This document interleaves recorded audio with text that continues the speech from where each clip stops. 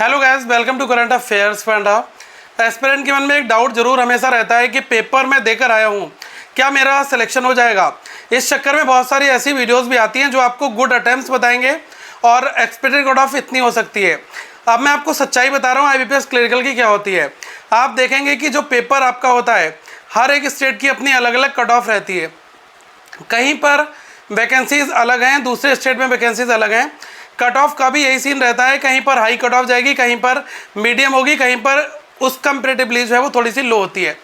अब दोस्तों ये देखिएगा कि फर्स्ट और सेकंड शिफ्ट आज जो हुई थी 24 अगस्त को, उसके बाद जिन लोगों ने रिव्यूज़ देखे होंगे उसमें अगर किसी ने बोल दिया कि भाई गुड अटेम्प्ट्स हैं वो आपके 85 हैं, 82 हैं, तो उस बिहाफ पर आप जब अगली थर्ड शिफ्ट को पेपर अटैम्प्ट कर आए होंगे तो आपने देख लिया होगा कि गुड अटैम्प्ट्स कोई ऐसी खास चीज़ नहीं है कि वो हर एक अलग अलग शिफ्ट के लिए कोई फिक्स पैरामीटर हो जाए। जो शिफ्ट में आप एग्ज़ाम देकर आए हो उस शिफ्ट के तो गुड अटैम्प्ट्स हो सकते हैं, बट अगर आप किसी को रिकमेंड कर रहे हो कि यार अच्छे अटैम्प्ट्स तो ये हैं, आप जब पेपर देने आना तो कम से कम इतने तो जरूर कर आना, तभी आपका एग्ज़ाम क्वालिफाई हो पाएगा।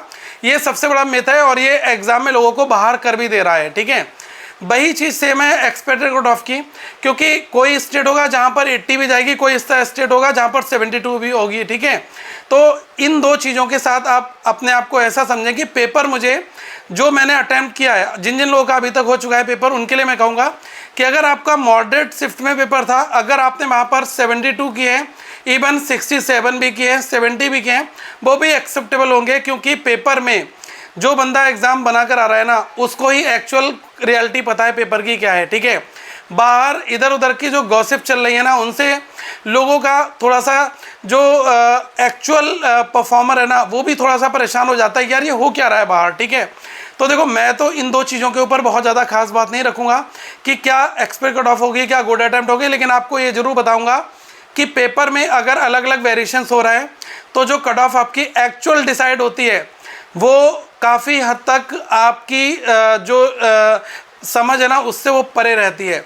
अगर आप सोचोगे कि यार मैं पेपर 82 बनाकर आया हूँ, अगर कट ऑफ 80 जाएगी तो मेरा तो यहाँ पर हो जाएगा।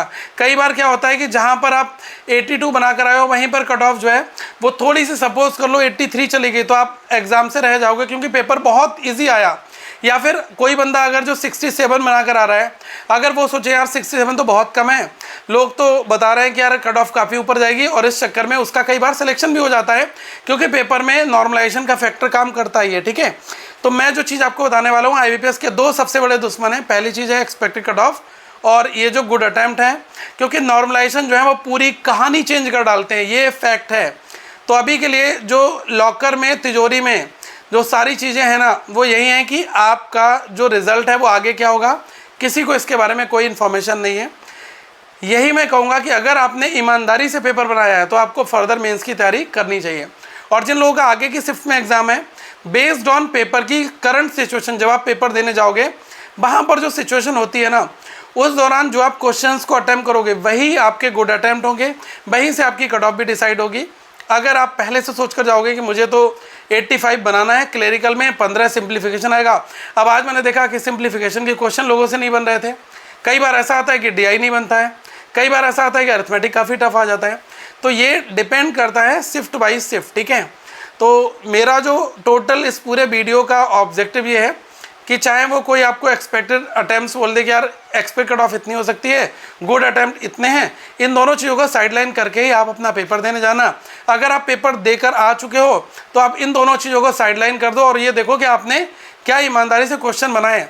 जो आपने प्रिपरेशन की थी वो अगर क्वेश्चन बहुत डिफ़िकल्ट लगा है तो वो आपको ना लगाए, सबको ही लगाए वो डिफ़िकल्ट। ठीक है, और आईबीपीएस 21 परसेंटाइल मेथड से जो नॉर्मलाइजेशन करेगा ना, तो जितने भी दुख दर्द इधर उधर जो घूमने को देखने को मिल रहे हैं कि मेरे हाईयर अटैम्प्ट है, मेरे लोअर है, उन सबको एक मीडियम स्केल पर आकर वो रख देता है। ठीक है, तो रिजल्ट जब आएगा तभी इसके ऊपर डिटेल में डिस्कशन करेंगे, बट टिल नाउ मैं कहूँगा कि आप अपनी आगे फर्दर मेंस की तैयारी स्टार्ट कर दो।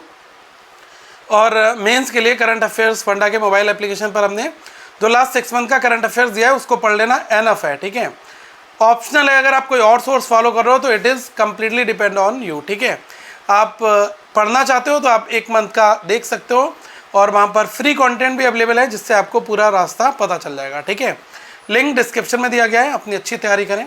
और जिन जिसका कोई डाउट है तो ज़रूर पूछिएगा। Thank you so much guys.